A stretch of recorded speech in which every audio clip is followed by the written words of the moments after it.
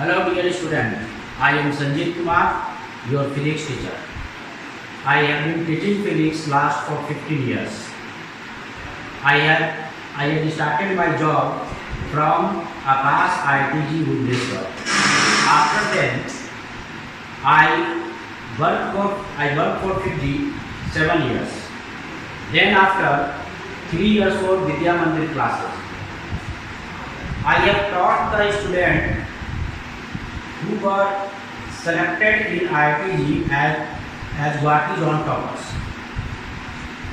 They are in 2010 Saket, in 2012 Sujay Chaube, in 2015 Ayush Ranjan, and 2018 Prashant Kumar.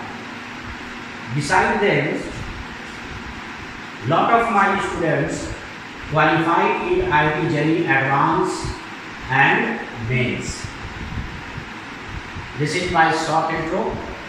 और अभी corona की वजह से क्या है कि हम लोग आपस में क्लास में एक दूसरे से फेस टू फेस इंटरेक्शन नहीं कर पा रहे, क्योंकि क्लासेस, इंस्टीट्यूशंस सभी क्या है, सस्पेंडेड है। बहुत सारे ऑर्गेनाइजेशंस को भी गवर्नमेंट ने सस्पेंडेड कर रखा है। तो इसलिए जो हम लोग यहाँ पे अपना क्लासेस को स्टार्ट कर रहे हैं ऑनलाइन मीडिया के थ्रू, और इसलिए भी ये ज़रूरी है क्योंकि हमारा जो एग्ज़ाम जो होने वाला है नेक्स्ट ईयर और नेक्स्ट टू नेक्स्ट ईयर, वो IIT टाइम पे ही अपना एग्ज़ाम कंडक्ट करेगा। और ये ज़रूरी है कि वो एग्ज़ाम जब टाइम पे कंडक्ट होने वाला है तो हमारा भी सिलेबस क्या रहना चाहिए, अप टू डेट रहना चाहिए। हम लोग लैग नहीं करें कहीं पर। तो इसके लिए ज़रूरी है कि हम लोग क्लासेस को, ठीक है अभी आप लोग घर पे हैं तो ऑनलाइन ही वीडियो लेक्चर प्रोवाइड करेंगे। मतलब कि ये जो वीडियोज़ होगा लेक्चर फॉर्म पे होगा, और कोशिश करेंगे कि वीडियो ज़्यादा बड़ा ना हो, शॉर्ट ही रखें। 30 मिनट टू 40 मिनट्स का ये वीडियो लेक्चर शो, ठीक है। तो ठीक है, हम लोग को अपने IIT के लिए प्रिपरेशन करना है। तो ये प्रिपरेशन भी यानी कि हम लोग को पढ़ना किस तरह से है, ठीक है ना। उसके लिए पहले हम लोग इस बात पे चले आते हैं। तो हम लोग क्लासेस को ठीक है स्टार्ट कर रहे हैं। तो जो भी वीडियो लेक्चर्स आपको प्रोवाइड किया जाता है, सबसे पहले तो उस वीडियो लेक्चर को आप थ्रोली पूरा का पूरा देखें, है ना। पहले क्या करना है, पहले कोई कॉपी और पेन नहीं लेना है, फिर उसे राइट डाउन करना है ना। पहले पूरा वीडियो को देख लेना है। एक बार पूरा वीडियो जब देख लीजिएगा तो सेकंड टाइम में फिर ये कोशिश करना है कि अब नोट्स बनाना है। उसे क्या करना है, एक फेयर कॉपी में अपने नोट्स को, यानी कि उसे जो भी वीडियो लेक्चर देखते जाइएगा उसे राइट करते रहिए, ठीक है, उसे राइट डाउन करते रहिए अपने फोन।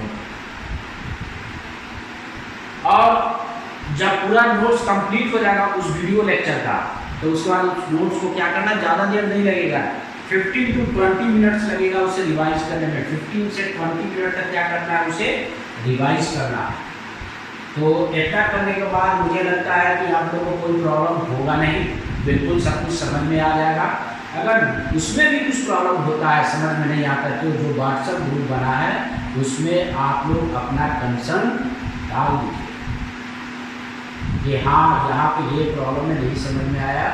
तो फिर हम लोग क्या करेंगे, उसे आपका कोशिश करेंगे कि आपका जो डाउट है उसे दूर किया जाए, उस प्रॉब्लम को दूर कर दिया जाए।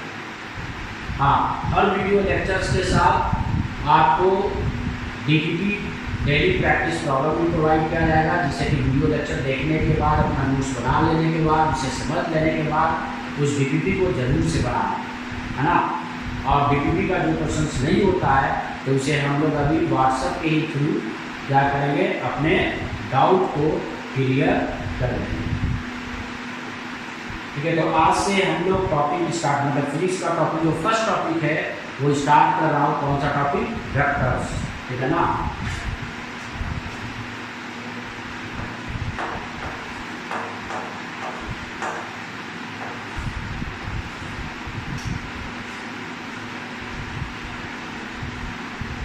ठीक है, तो सबसे पहले तो वेक्टर्स क्या है जानने का पहले ये जान लें कि हम लोग फिजिकल क्वांटिटीज किसे बोलते हैं। जो कि फिजिक्स डिस्कस करें तो अगल बगल आसपास जो भी होगा जिसके बारे में हम लोग बात कर रहे हैं, तो कौन हमारा फिजिकल क्वांटिटी है और कौन सा फिजिकल क्वांटिटी नहीं है, पहले इसे हम लोग डिसाइड करते हैं, ठीक है ना।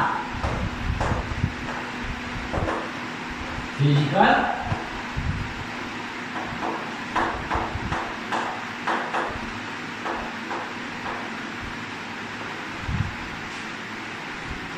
क्वांटिटी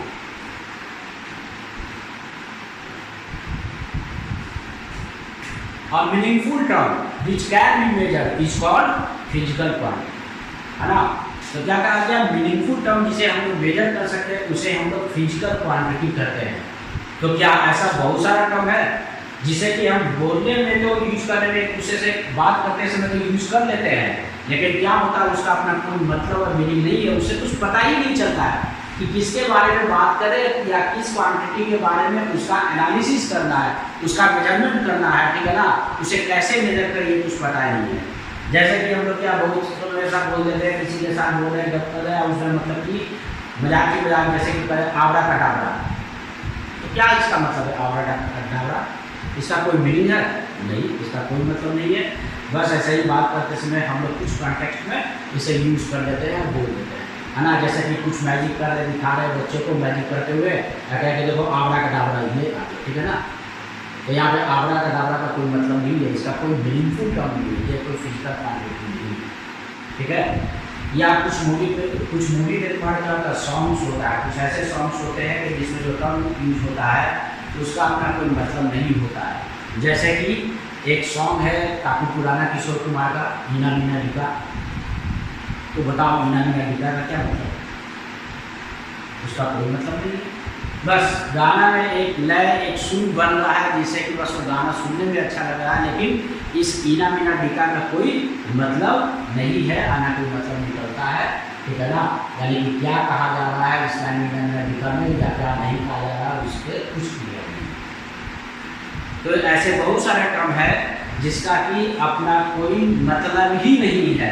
तो जब वो मतलब ही नहीं है तो पहले सबसे बड़ी बात वो तो फिजिकल क्वांटिटी हुई, ठीक है।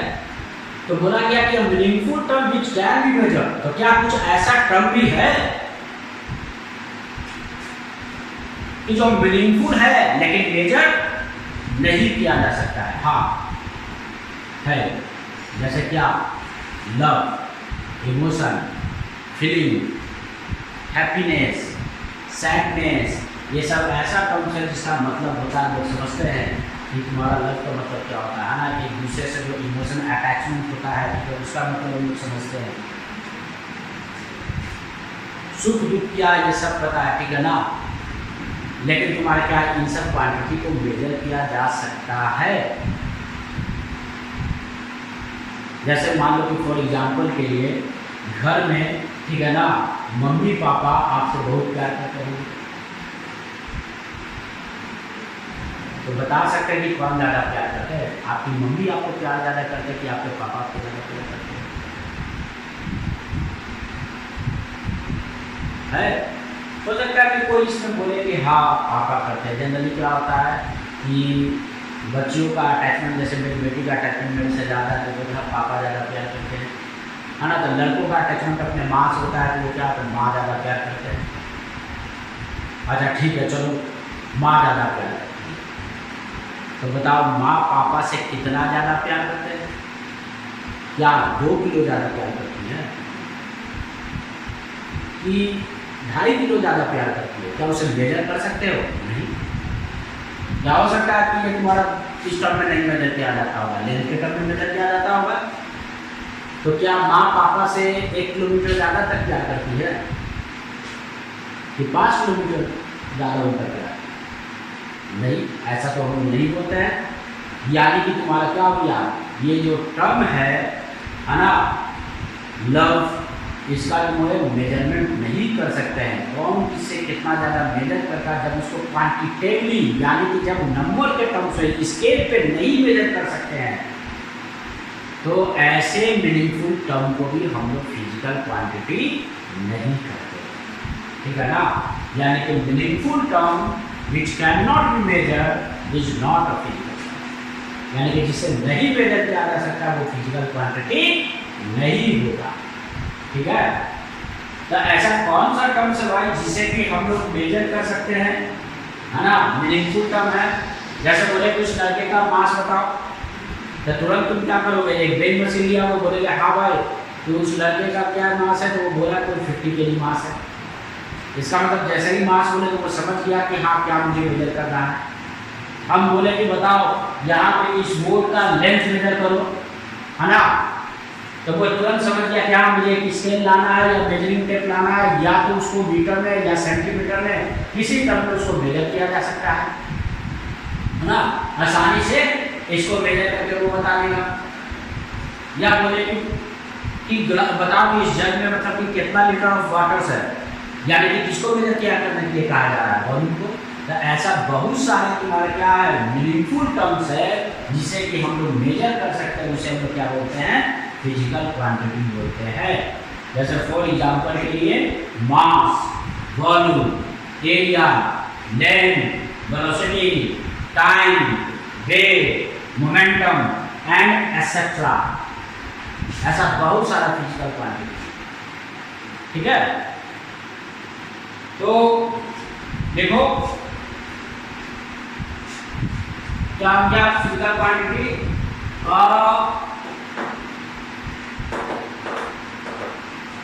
Meaningful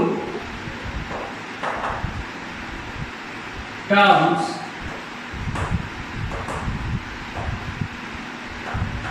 which can be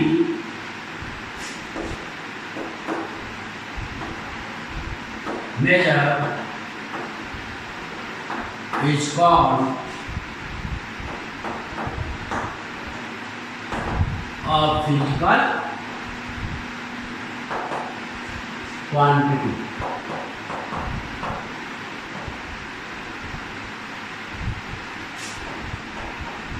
For example, mass, length,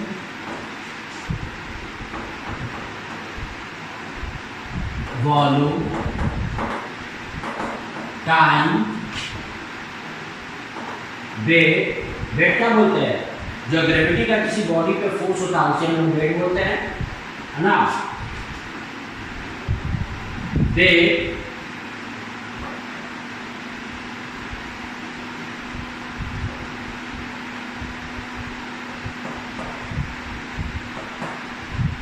momentum,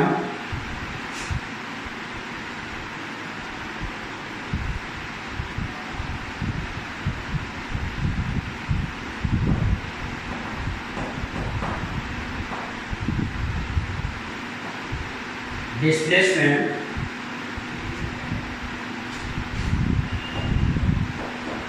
etcetera. ठीक है ना, तो ये सब जो फिजिकल क्वांटिटी हो गया जो कि तुम्हारी, जिसे भी हम लोग क्या कर सकते हैं, मेजर कर सकते हैं। हर फिजिकल क्वांटिटी को मेजर करने के लिए कोई ना कोई इंस्ट्रूमेंट होता है, उससे हम लोग क्या कर सकते हैं, इसे मेजर कर सकते हैं। ठीक है ना, तो एक्चुअली तुम्हारा क्या है कि मेजरमेंट फिजिक्स में बहुत ही इंपॉर्टेंट पार्ट है। जब तक हम लोग किसी फिजिकल क्वांटिटी को मेजर नहीं करेंगे तब तक हम लोग तुम्हारा क्या क्वांटिटीज को आपस में नहीं बता सकते हैं कि कौन किससे बड़ा है।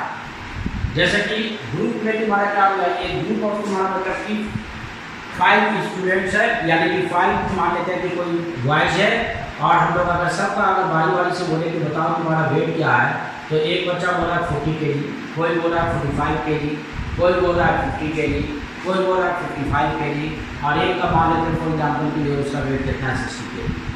तो जब मेजरमेंट कर लेंगे तो इसमें से आप बता सकते हैं ना कि किस लड़के का मास सबसे ज़्यादा है या किस लड़के का मास कम है, या उसमें से किसी 2 लड़के को अगर चूज कर लेते हैं तो एक का मास अगर मान लेते हैं कि 50 kg है और एक का मास 60 kg है, तो हम ये बोल सकते हैं कि इस लड़के का मास जो है वो 10 kg इस 50 kg वाले लड़के से तुम्हारा क्या होगा, इस लड़के का 10 kg मास ज़्यादा है।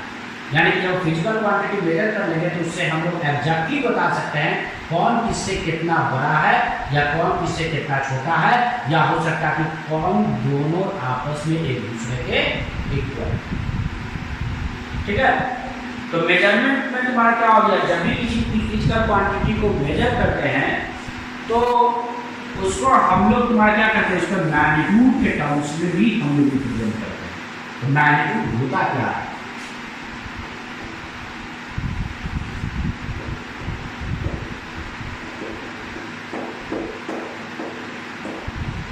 मैग्नीट्यूड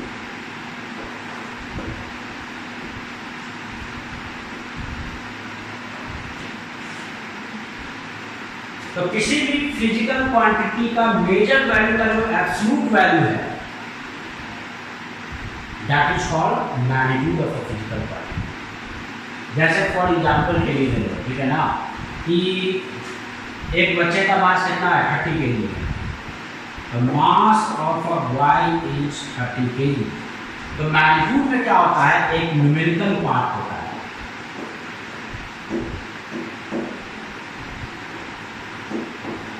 न्यूमेरिकल पार्ट, और सेकंड क्या होता है, यूनिट।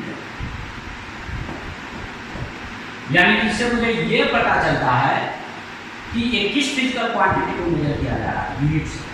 जैसे केजी किसके लिए स्टैंड कर रहा है, इसका मतलब केजी से मुझे पता चल गया कि ये किसी का मास मेजर किया गया है, किसी बॉडी का मास मेजर किया गया है। और जो जिस स्केल से मेजर किया गया है उस स्केल का ये 30 टाइम्स ज़्यादा है। न्यूमेरिकल वैल्यू क्या बताता है कि उससे कितना टाइम्स वो ज़्यादा है या कम है।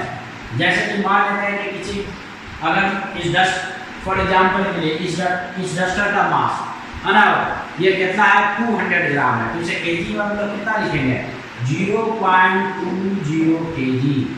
तो इसका मतलब ये तुम्हारा कितना हो गया, इस केजी का 0.2 टाइम्स यानी कि 1/5 टाइम्स क्या है, यूनिट केजी से स्मॉलर है। तो यानी कि न्यूमेरिकल वैल्यू तुम्हारा क्या बोलता है कि जिस यूनिट को मेजर किया गया उस यूनिट से वो कितना टाइम्स बड़ा या कितना टाइम्स तुम्हारा क्या है, छोटा है।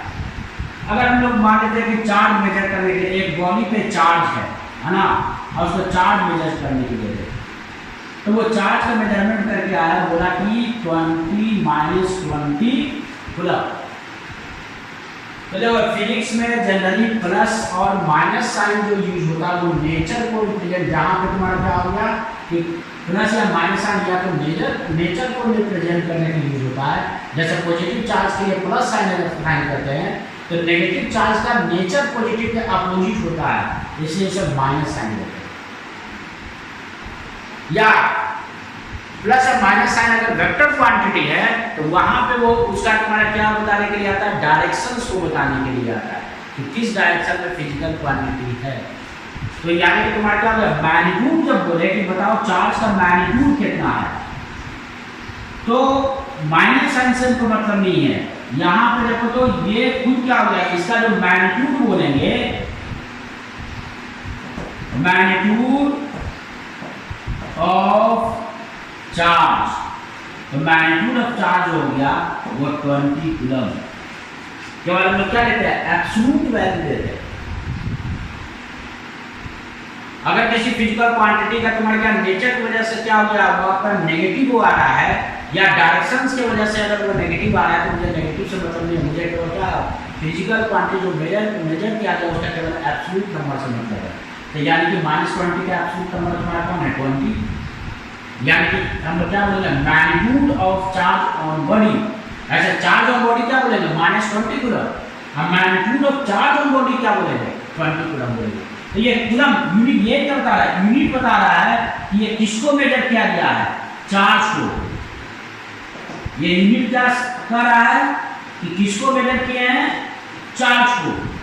और ये न्यूमेरिकल वैल्यू क्या बोल रहा है, ये न्यूमेरिकल वैल्यू ये बोल रहा है ये अपने यूनिट से 20 टाइम्स ज्यादा है। ठीक है, तो मैग्नीट्यूड क्या हो गया,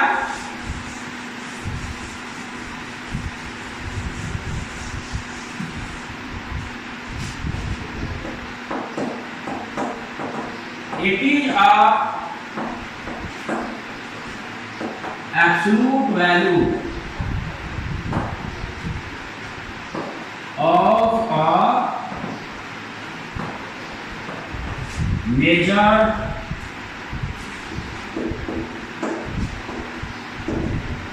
फिजिकल क्वांटिटी, यानी कि किसी भी मेजर फिजिकल क्वांटिटी का ये तुम्हारा क्या है, एब्सोल्यूट वैल्यू। ठीक है, तो एक्चुअली तुम्हारा क्या होता है, मैग्नीट्यूड जो होता है इसमें तुम्हारा क्या होगा, ये न्यूमेरिकल वैल्यू के साथ साथ इसके साथ क्या होता है, एक सुटेबल यूनिट अटैच होता है। तो it consist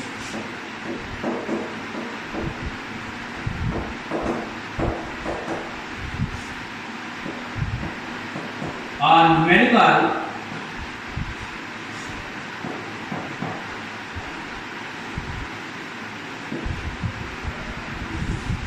consists of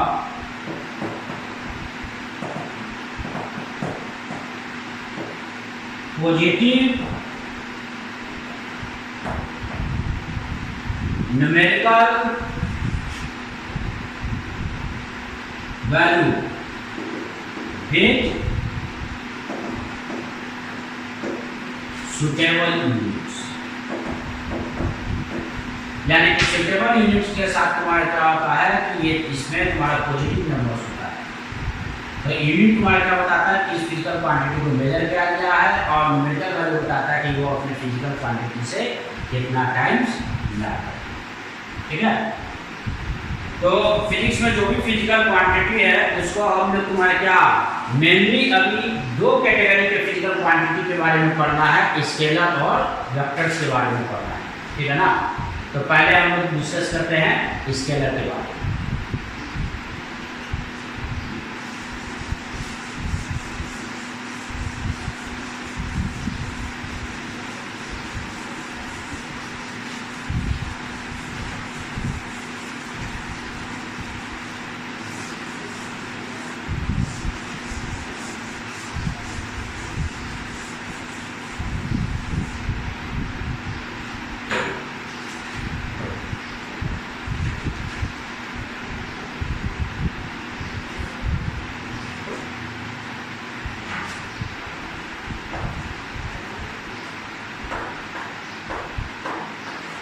scalar,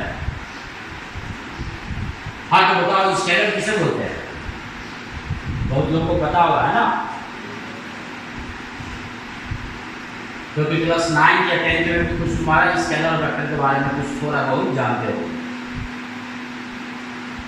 हाँ, किसे बोलते हैं हम लोग scalar quantity, the physical quantity which has magnitude and it does not require direction is called, यानी कि वो फिजिकल क्वांटिटी जो कि केवल क्या मैग्नीट्यूड से ही डिफाइन हो जाता है, केवल अपने मैग्नीट्यूड से ही। ठीक है ना, यानी कि केवल उसको मैग्नीट्यूड बताने की जरूरत है, उसका कोई डायरेक्शन बताने की जरूरत नहीं है। जैसे कि पूछे कि बताओ तुम्हारा फ्रेंड का तुम्हारा कितना मास है, ठीक है ना, तो वो लड़का तुरंत बोलता है कि सर उसका मास 40 kg है। क्या उसे डायरेक्शन देने की जरूरत पड़ा कि क्या 40 kg तुम्हारा लिस्ट, ऐसा बोलते हैं कि सर उसका मास 40 kg तुम्हारा लिस्ट है, या 40 kg तुम्हारा नॉर्थ है, या 40 kg तुम्हारा साउथ हो, या तो वो बोले कि सर 40 kg अपवार्ड, ऐसा तो नहीं करते हैं। जब हम लोग किसी का मास पूछते हैं तो सिंपली क्या बोलते हो कि सर उसका मास 40 kg है, डायरेक्शन देने की कोई जरूरत नहीं है, ईस्ट नॉर्थ वेस्ट साउथ, ठीक है ना, अपवार्ड डाउनवर्ड, ये सब डायरेक्शन बताने की वहाँ पर कोई जरूरत नहीं पड़ता है। ठीक है, तो ये ऐसे फिजिकल क्वांटिटी को हम लोग क्या बोलते हैं, स्केलर। और जो स्केलर क्वांटिटी होता है इसके पास डायरेक्शन नहीं होता है, तो इसको जब मुझे ठीक है ना ऐड करना हो, सब्ट्रैक्ट करना हो, मल्टीप्लाई करना हो या डिवाइड करना हो, तो हम लोग जो क्लास 9-10 तक जो सिंपल अलजेब्रा का एडिशन रूल पढ़ते आए हैं, जो ऑर्डिनरी रूल पढ़ते आए हैं, उसी तरह से हम लोग क्या करते हैं, उसे ऐड करते हैं। जैसे कि एक पेन पर ठीक है ना पहले से मास रखा हुआ है 20 kg, कोई दूसरा लड़का आके इस पे एक और 10 kg का मास को रख देता है, ठीक है ना, तो क्या बोलेंगे, टोटल मास ऑन पेन कितना हो गया, तो वो सिंपली क्या बोलता है 10 + 20, यानी कि 30 kg उसका मास है। तो हम लोग क्या किए, यही ना हम लोग सिंपल पैसे दो नंबर को ऐड करते थे, मैथमेटिक्स में, अलजेब्रा में 10 + 20 ये तुम्हारा कितना होगा 10 + 20 = 2। यानी सिंपल एडिशन रूल जो होता है अलजेब्रा का उसका ये फॉलो किया। तो स्केलर क्वांटिटी क्या होता है कि अलजेब्रा का सिंपल रूल ऑफ एडिशंस या सब्ट्रैक्शंस या मल्टीप्लिकेशन या डिवीजन को ये फॉलो करता है। जैसे बोले कि तुम्हारा क्या हो गया कि आज का टेम्परेचर जो है वो 33 डिग्री सेल्सियस है, कल का टेम्परेचर जो था वो तुम्हारा 36 डिग्री सेल्सियस था।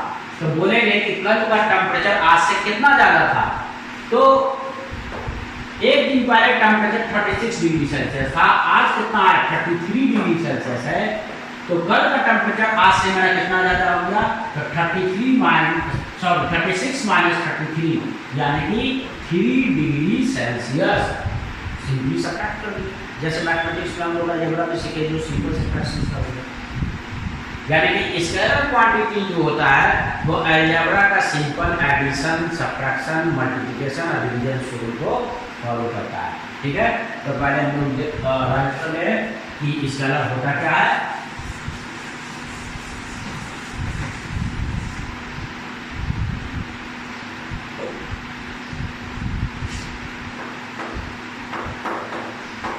The physical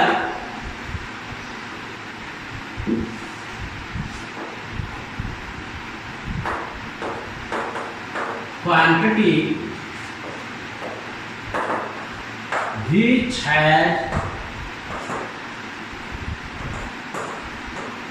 magnitude only, it does not require direction for its representation.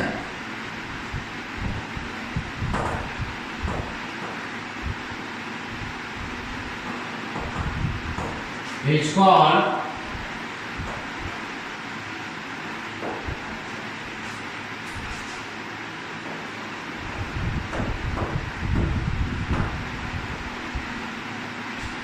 Scalar.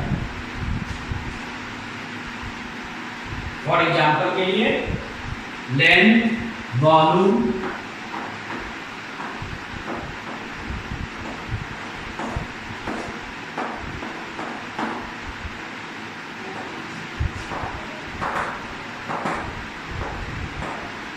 Time, mass,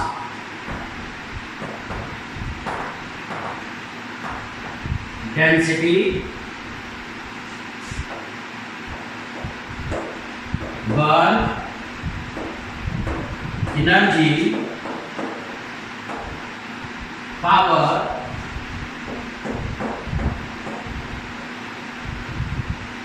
pressure,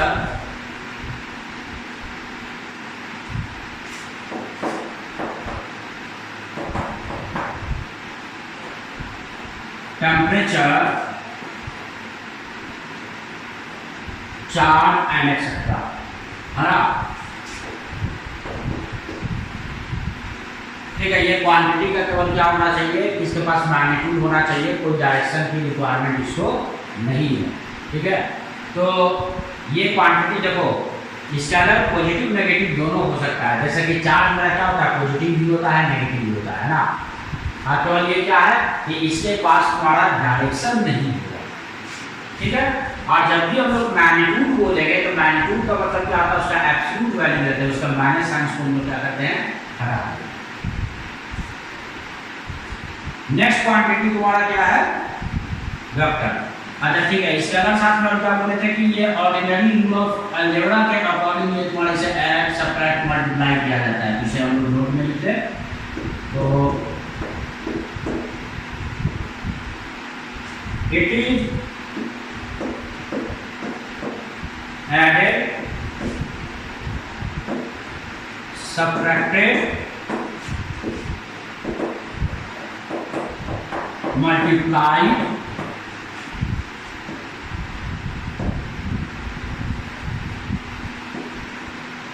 and divided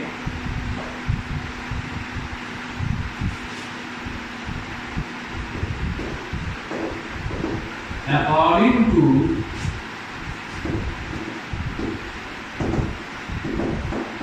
simple or ordinary rules of algebra. ठीक है, अब नेक्स्ट क्वांटिटी क्या, वेक्टर।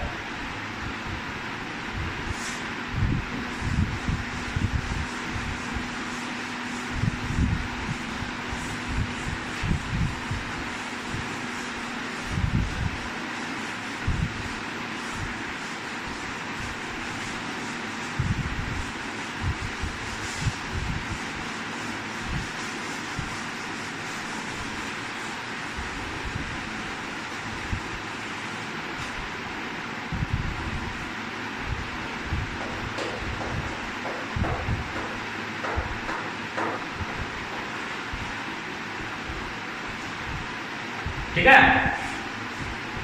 तो बताओ वेक्टर किसे बोलते हैं?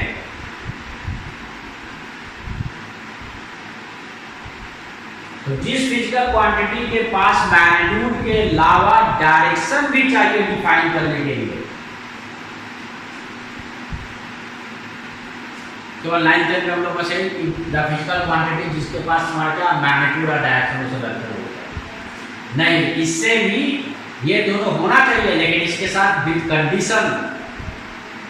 क्या कंडीशन है कि साथ में ये वेक्टर अलजेब्रा को फॉलो करता। ठीक है, वेक्टर अलजेब्रा पढ़ेंगे कि क्या है, जब वेक्टर लॉ ऑफ एडिशंस को फॉलो करता है, यानी वेक्टर लॉ ऑफ एडिशंस को हम लोग पढ़ेंगे कि ये क्या होता है ना। तो केवल मैग्नीट्यूड और डायरेक्शन होने से तुम्हारा क्या फिजिकल क्वांटिटी को हम लोग वेक्टर नहीं कर सकते, क्योंकि ऐसा देखेंगे कि फिजिकल क्वांटिटी है ऐसा भी जिसके पास क्या मैग्नीट्यूड भी है, डायरेक्शन भी है, लेकिन वो वेक्टर क्वांटिटी नहीं है। अब केवल बस इस कारण से, क्योंकि वो वेक्टर एडिशंस लॉ को फॉलो नहीं करता है, इस वजह से।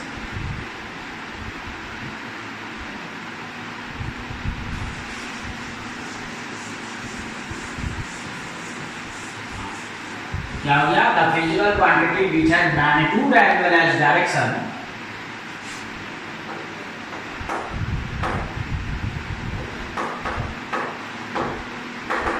the physical quantity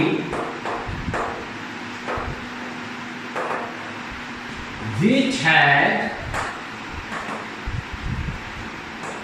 magnitude as well as direction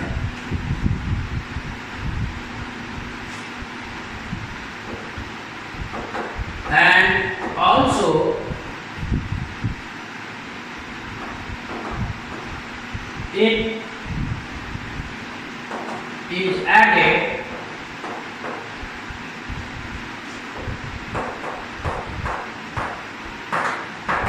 according to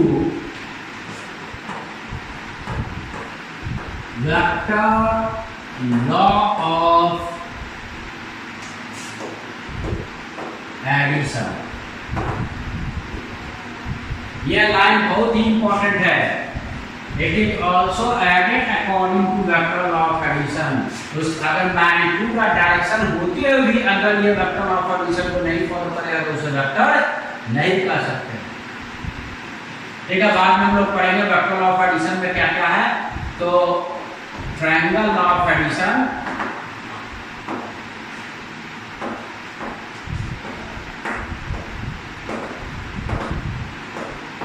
and parallelogram law of addition।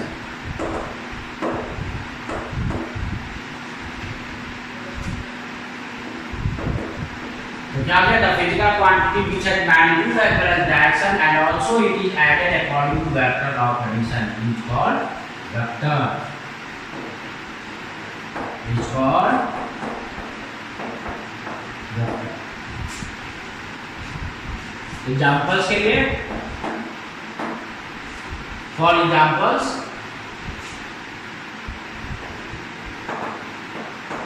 Displacement,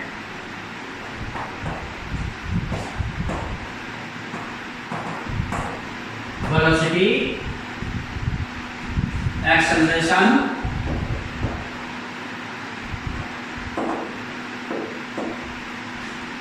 force,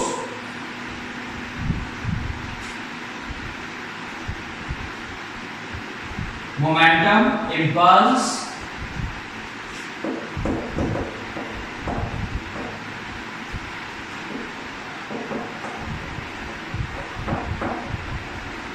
momentum, impulse. Impulse क्या है? देखो मोमेंटम तो जानते हैं कि मास इनटू वेलोसिटी का प्रोडक्ट है, ठीक ना। इम्पल्स नया टर्म सुन रहे हो, तो इम्पल्स तुम्हारा क्या है, चेंज ऑफ मोमेंटम, मतलब फाइनल मोमेंटम माइनस इनिशियल। जैसे कि बहुत बार हम लोग टर्म यूज करेंगे डिस्प्लेसमेंट के जगह पे रिलेटिव डिस्प्लेसमेंट, ठीक है ना, रिलेटिव वेलोसिटी। तो ये सब जहां पर भी term relative displacement, relative velocity आ जाता है, वो सब तुम्हारा क्या होता है, वो एक के रिस्पेक्ट में दूसरे का, यानी कि एक के डिस्प्लेसमेंट में से दूसरे के डिस्प्लेसमेंट को सब्ट्रैक्ट करते हैं। तो जहां पे यानी कि तुम्हारा क्या गया, सब्ट्रैक्शन हो रहा है दो सेम फिजिकल क्वांटिटीज का, तो वो खुद भी क्या, अगर वो वेक्टर है तो उसका सब्ट्रैक्शन भी क्या मिलेगा, वेक्टर। तो डिस्प्लेसमेंट वेक्टर है तो रिलेटिव डिस्प्लेसमेंट भी वेक्टर होगा, रिलेटिव वेलोसिटी भी वेक्टर होगा, रिलेटिव एक्सेलरेशन भी वेक्टर होगा। इम्पल्स उसी तरह से क्या हो गया, change of momentum, final momentum minus initial, तो ये भी वेक्टर होगा, ठीक है ना। दो वेक्टर का एडिशन या सब्ट्रैक्शन में क्या होता है, वेक्टर होता है, ठीक है। Momentum, impulse, torque. टॉर्क हम लोग जानेंगे मोमेंट ऑफ फोर्स, फोर्स को जो घुमाते किसी एक्सिस के अबाउट, उसके मोमेंट ऑफ फोर्स को हम लोग टॉर्क बोलते हैं, जिसे आर क्रॉस एक्सिस बाद में हम लोग इसके समझेंगे, क्रॉस प्रोडक्ट में इसे हम लोग देखेंगे, ठीक है। Torque, gravitational field,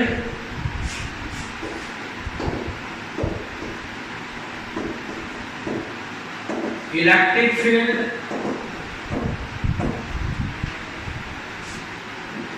magnetic field,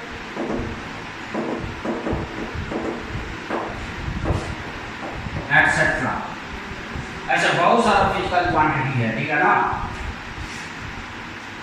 जो कि वेक्टर क्वांटिटी के कैटेगरी में आता है। अब हम लोग देखेंगे कि वेक्टर को हम लोग किस तरह से रिप्रेजेंट करते हैं, ठीक है ना।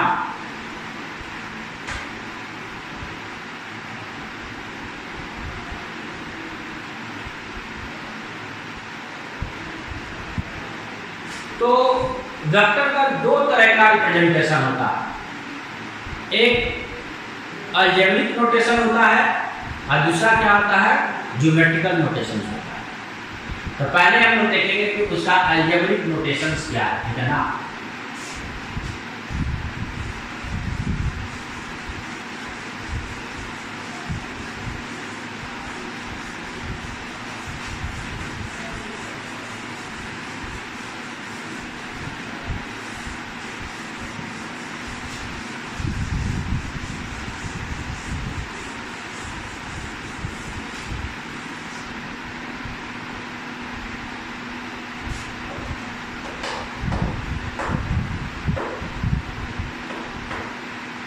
Algebraic notation of a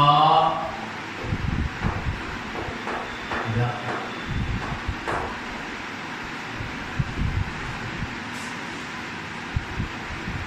देखो तो वेक्टर को अलजेब्रिकली हम लोग किस तरह से उसका डिनोट करते हैं या उसका नोटेशन कैसा होता है। algebraically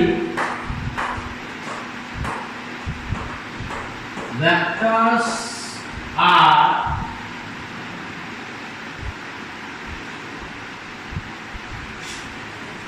the vector A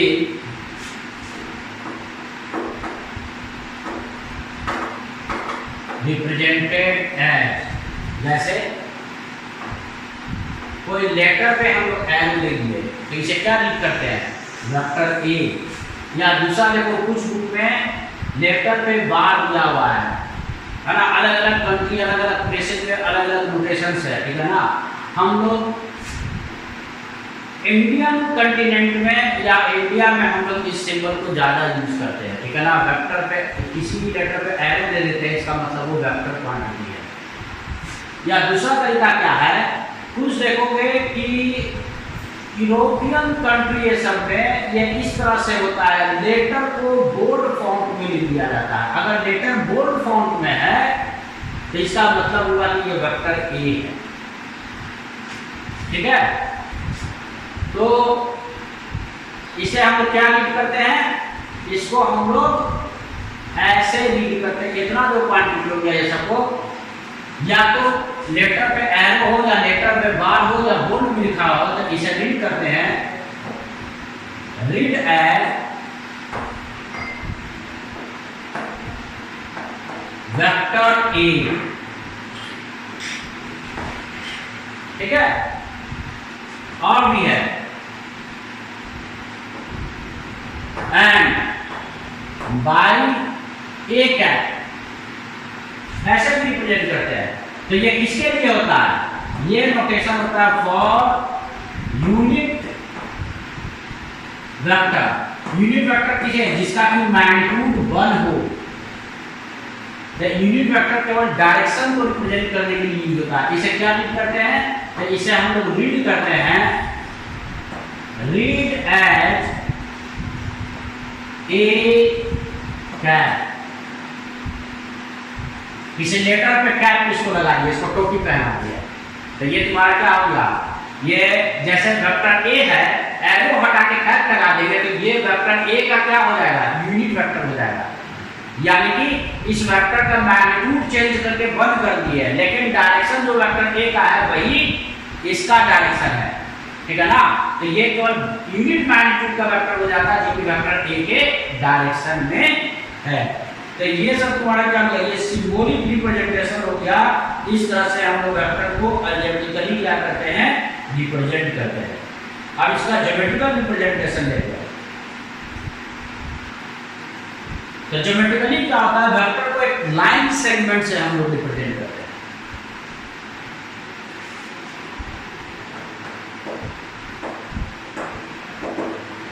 geometrical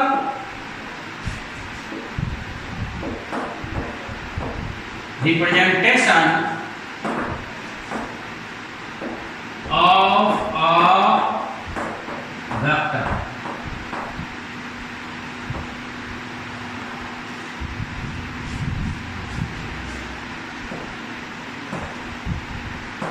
Geometrically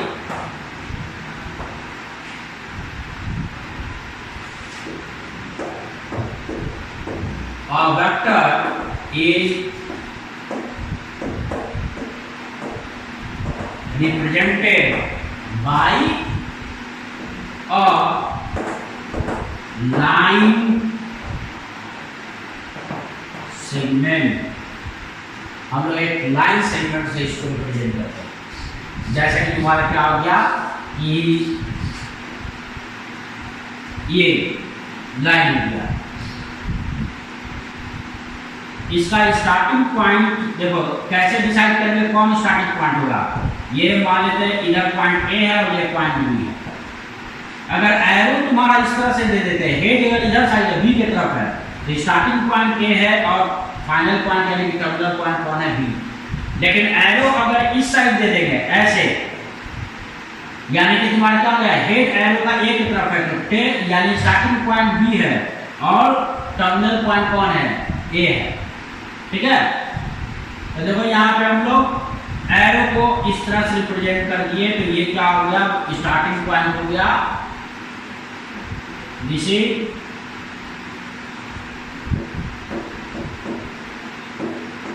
starting point, और इसको हम लोग क्या बोलते हैं 10, और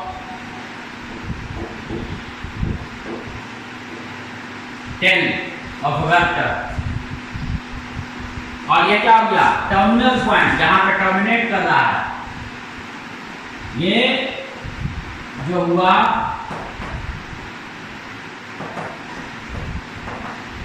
terminal point,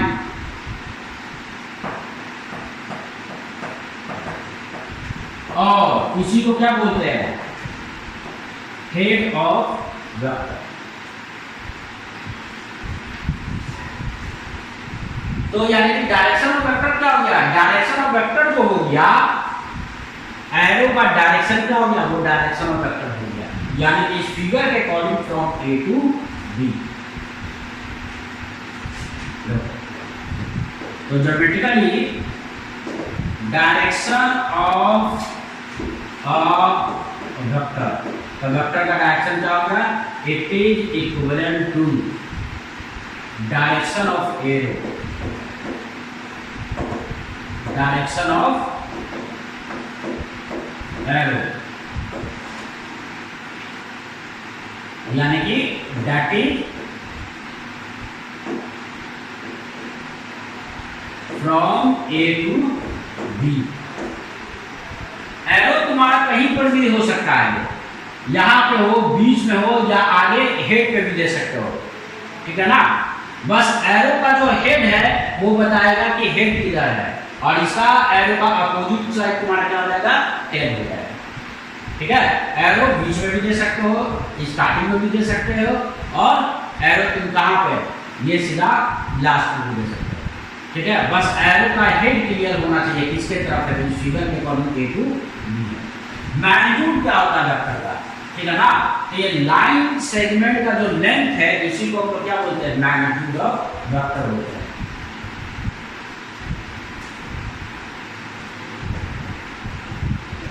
magnitude of a vector, तो मैग्नीट्यूड ऑफ वेक्टर क्या हो गया,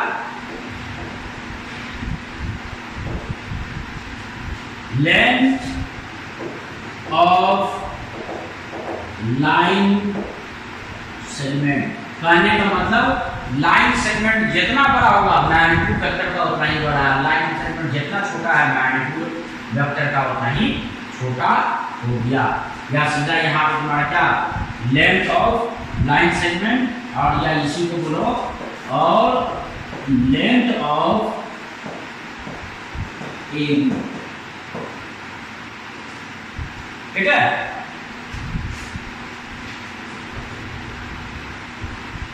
और इसको हम लोग एल्जेब्रिकली देखो, मैग्नीट्यूड ऑफ वेक्टर हम लोग कैसे लिखते हैं,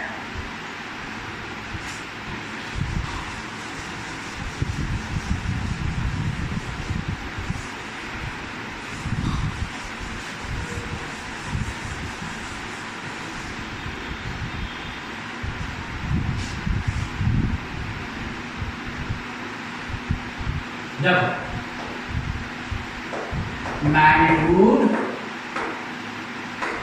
of a vector,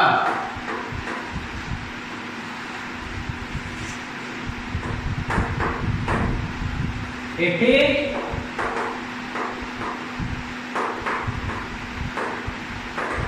represented as, तो मैग्नीट्यूड ऑफ वेक्टर को कैसे रिप्रेजेंट करते हैं, जैसे वेक्टर ए का मैग्नीट्यूड जो तुम्हारा हो गया मॉडुलस ऑफ वेक्टर ए, और या सिंपली हम लोग लेटर पे एरो ना दे तो इसका भी मतलब क्या होता है कि ये क्या है, मैग्नीट्यूड ऑफ वेक्टर है, ठीक है ना। यानी कि therefore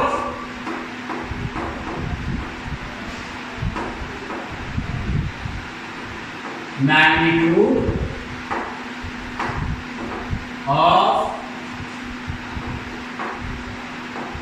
vector A, vector A का मैग्नीट्यूड कितना, या तो मॉडुलस ऑफ ए लिखे या सिंपली ए लिखे, यानी कि किसी वेक्टर का मैग्नीट्यूड को वेक्टर को मॉडुलस के अंदर ले लो तो उसका मतलब हुआ कि ये केवल मैग्नीट्यूड पूछ रहा है, अब उसका डायरेक्शन की जरूरत नहीं है।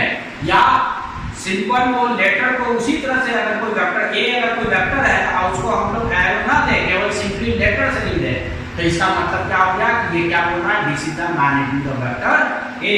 ये वेक्टर ए का क्या है, मैग्नीट्यूड है। जैसे एग्जांपल्स के लिए देख लो,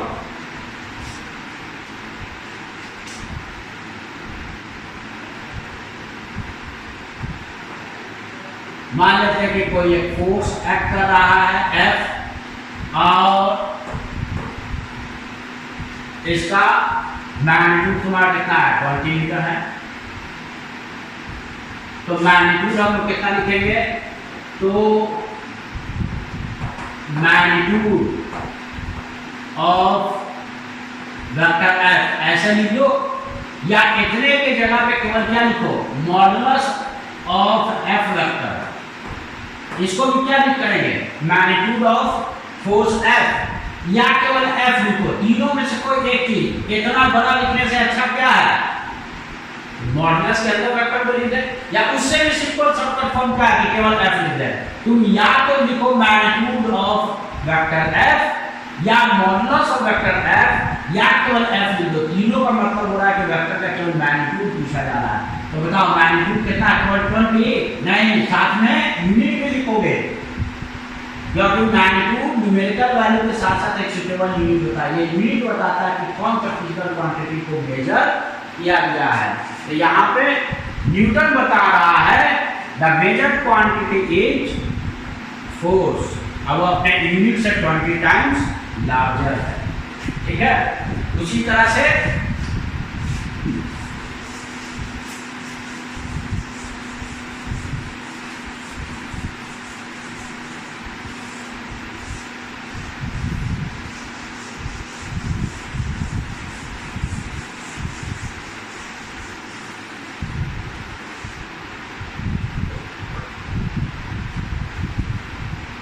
जैसे कि सेकंड एग्जांपल ले लें, ये डिस्प्लेसमेंट वेक्टर है, R से जनरली रिप्रेजेंट करते हैं, और लेंथ जितना बड़ा है इसका मतलब मैग्नीट्यूड उतना ही बड़ा है। तब इसको तुम्हारा बोले कि मैग्नीट्यूड ऑफ डिस्प्लेसमेंट यानी R वेक्टर, या कोई मॉडुलस ऑफ R लिखे, उसका भी मतलब क्या हो गया कि मैग्नीट्यूड ऑफ डिस्प्लेसमेंट वेक्टर, या सिंपली R मतलब मैग्नीट्यूड कितना, 50। तो ज्यादा अच्छा क्या होगा कि ये लिखेंगे, सबसे अच्छा क्या, जब भी बोले मैग्नीट्यूड यानी कि तुम केवल इतना लिख दोगे, इसका मतलब क्या हो गया कि ये फोर्स का मैग्नीट्यूड 20 न्यूटन। या तुम केवल इतना लिख दोगे, है ना, सबसे सिंपलेस्ट फॉर्म यही है कि केवल लेटर लिख दो, तो इससे पता चल गया कि डिस्प्लेसमेंट का मैग्नीट्यूड मेरा कितना है, 50 मीटर है। ठीक है, तो क्लास को यहाँ पे फिनिश करने के पहले एक क्या बोले थे कि वेक्टर जो होता है मैग्नीट्यूड और डायरेक्शन दोनों होता है, लेकिन फिर भी वेक्टर उसे नहीं बोलते हैं अगर वो वेक्टर लॉ ऑफ एडिशन से ड्राइव किया जाता है। तो उसका हम लोग, ठीक है ना, देख ले एग्जांपल क्या है वो समझ लेते हैं, है ना।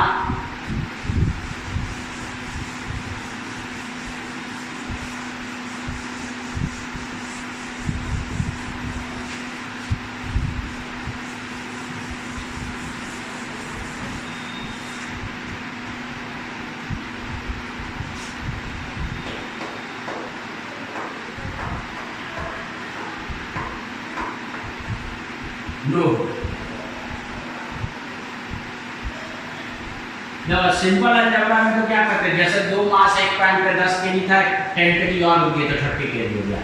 लेकिन तुम्हारा क्या बाद में हम लोग देखेंगे ट्रायंगल ऑफ एडिशन में दो वेक्टर के बीच में तुम्हारा क्या होता है, हम लोग एडिशन का बाद में डिस्कस देखेंगे। तो ये बता दें ये दो वेक्टर है, एक का मैग्नीट्यूड ये है, एक का मैग्नीट्यूड बी है, इसका डायरेक्शन इधर है, इसका डायरेक्शन इधर है।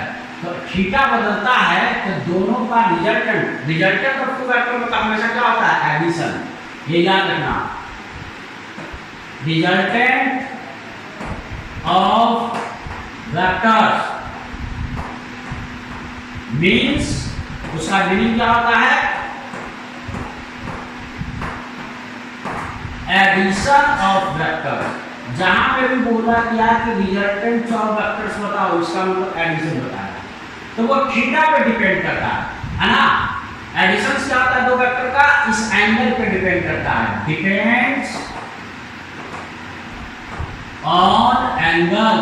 एंगल बदलते हैं तो दोनों का एडिशन का वैल्यू चेंज हो जाता है। लेकिन देखो तो यहाँ पे इलेक्ट्रिक करंट जिसके पास मैग्नीट्यूड डायरेक्शन दोनों है, जैसे कि तुम्हारा ये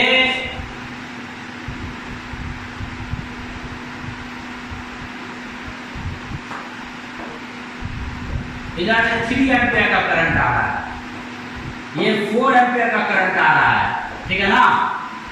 एक बार से 3 एम्पीयर, एक बार से 4 एम्पीयर, इधर एमीटर लगा देते तो एमीटर क्या रीड करता है, एमीटर 7 एम्पीयर करंट रीड करता है। ये एंगल मान लेते दोनों वायर के बीच में थीटा है, चाहे हम लोग देखते कि अब थीटा बदले, दोनों वायर के बीच में एंगल अगर तुम्हारा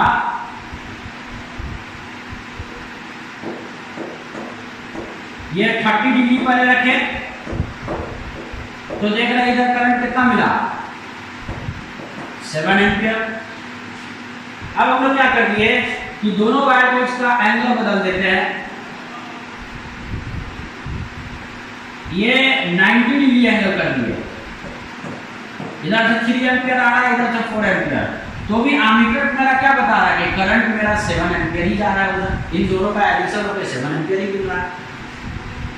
या हम लोग तीसरा देखें कि करंट तुम्हारा क्या हो गया कि इस जंक्शन पे इधर से आ रहा है 3 एम्पीयर, इधर से करंट मेरा आ रहा है 4 एम्पीयर, फिर भी हम लोग क्या एमीटर मेरा लिख करके बता रहे हैं कि 7 एम्पीयर है। यानी कि इधर जो क्या हो गया, दोनों का एडिशन ऑफ करंट जो इधर साइड जा रहा है, ये इन दोनों के बीच में देखो, इसके पास इस जंक्शन पे क्या है, मैग्नीट्यूड 3 है इस करंट का, डायरेक्शन किधर, तो इस लाइन को आगे बढ़ा देंगे टेंजेंट के अलॉन्ग, ये इसका जंक्शन हो गया, करंट का डायरेक्शन हो गया, करंट इधर से इधर आ रहा है, इसमें इधर से इधर करंट आ रहा है, तो करंट तुम्हारा क्या हो रहा है, मैग्नीट्यूड और डायरेक्शन दोनों है करंट के पास। लेकिन क्या देख रहे हैं कि ये हर बार तो क्या हो रहा है 3 + 4 7, ये तो सिंपल अलजेब्रा का एडिशन शुरू है, उसके अकॉर्डिंग ये ऐड हो रहा है। यानी कि वेक्टर लॉ ऑफ एडिशन को एंगल बदलने पे इधर रिजल्ट नहीं चेंज हो रहा है, इसका मतलब कि ये वेक्टर लॉ ऑफ एडिशन को नहीं फॉलो कर रहा है, ये सिंपली किसको फॉलो कर रहा है, simple addition rule of algebra, 3 + 4 7। इसलिए मैग्नीट्यूड और डायरेक्शन होते हुए भी चूंकि ये वेक्टर रूल को ना फॉलो करके सिंपल अलजेब्रा रूल को फॉलो कर रहा है, इसलिए इसे स्केलर क्वांटिटी बोलते हैं। तो करंट के पास मैग्नीट्यूड और डायरेक्शन दोनों है, लेकिन ये वेक्टर लॉ ऑफ एडिशन को या वेक्टर अलजेब्रा को ओबे नहीं करता है, इसलिए इसे वेक्टर ना बोल के हम लोग क्या बोलते हैं, स्केलर बोलते हैं। Electric current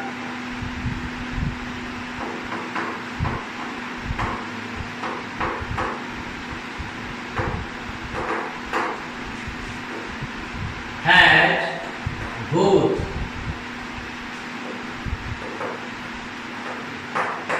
magnitude and direction, but it does not obey vector law of addition